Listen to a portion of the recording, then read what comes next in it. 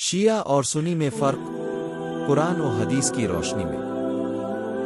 السلام علیکم دوستو، کیسے ہیں میرے پیارے مسلم بھائیوں اور بہنوں؟ ہم ہمیشہ سے شیعہ اور سنی کے بارے میں سنتے آ رہے ہیں، لیکن کبھی تفصیل سے نہیں جانا کہ ان کے عقائد، عبادات اور نظریات میں کیا فرق ہے۔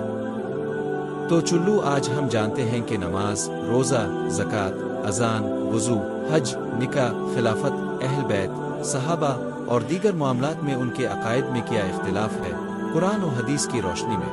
اور ویڈیو شروع کرنے سے پہلے چینل کو سبسکرائب ضرور کریں، ویڈیو کو لائک کریں اور شیئر کر کے زیادہ سے زیادہ مسلمانوں تک یہ علم ضرور پہنچائیں۔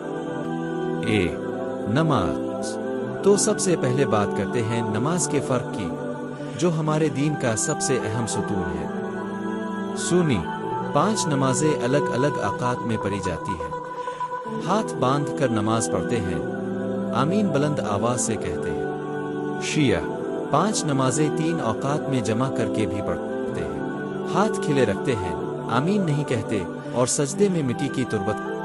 اب اگر ہم اس بارے میں قرآن و حدیث کو دیکھیں تو سورہ بنی اسرائیل آیت 78، نماز قائم کرو سورج کے ڈھلنے سے رات کی تاریکی تک اور فجر کے وقت قرآن کی تلاوت بھی۔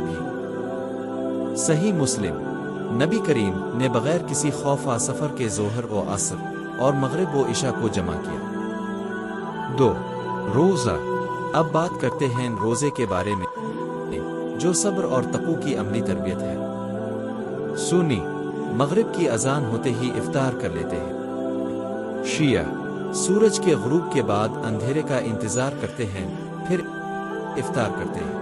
اگر ہم قرآن کو دیکھیں تو اس بارے میں یہ ارشاد ہوتا ہے، سورہ البقرہ آیت 187، اور روزہ پورا کرو رات کے شروع تک۔ 3 زکوٰۃ۔ چلیے اب زکوٰۃ کے بارے میں جانتے ہیں، جو مال کی پاکی اور معاشرتی انصاف کا ذریعہ ہے۔ سنی 2.5% زکوٰۃ دی جاتی ہے۔ شیعہ زکوٰۃ کے ساتھ ساتھ خمس بھی دیا جاتا ہے 20% نفع پر۔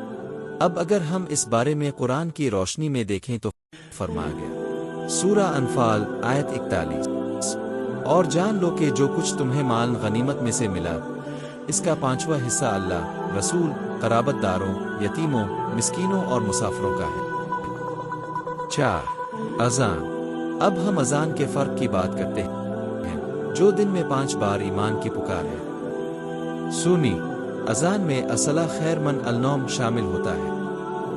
شیعہ اذان میں اشہد الا ولی اللہ شامل کرتے ہیں، الصلاۃ خیر من النوم نہیں کہتے۔ یہ جملہ علی ولی اللہ قرآن صحیح حدیث کا حصہ نہیں بلکہ عقیدت کا اظہار ہے۔ 5 وضو۔ چلیے اب وضو کے فرق پر نظر ڈالتے ہیں، جو نماز کی تیاری ہے۔ سنی پاؤں دھوتے ہیں، شیعہ آؤں پر مسح کرتے ہیں۔ اگر ہم قرآن کو دیکھیں تو وضو کے بارے میں یہ آیت ہے، سورہ مائدہ آیت 6، اور اپنے سریں اور پاؤں پر مسح کرو ٹخنوں تک۔ 6 حج۔ اب بات کرتے ہیں حج کے بارے میں، جو اسلام کا 5واں رکن ہے۔ سنی عام حکومت کے تحت حج جائز سمجھا جاتا ہے۔ شیعہ افضل یہ سمجھتے ہیں کہ امام نائب امام کی امامت میں ہو۔ 7 نکاح۔ چلیے اب نکاح یعنی شادی کے بارے میں بات کرتے ہیں، جو معاشرتی پاکیزگی کا ذریعہ ہے۔ سنی صرف دائمی نکاح کو جائز سمجھتے ہیں، مت علیہ السلام حرام ہے۔ شیعہ مت علیہ السلام عارضی شادی کو بھی جائز مانتے ہیں۔ اگر ہم حدیث کو دیکھیں تو رسول اللہ کا ارشاد ہے، صحیح مسلم، میں نے تم پر مت علیہ السلام کو حرام کر دیا ہے۔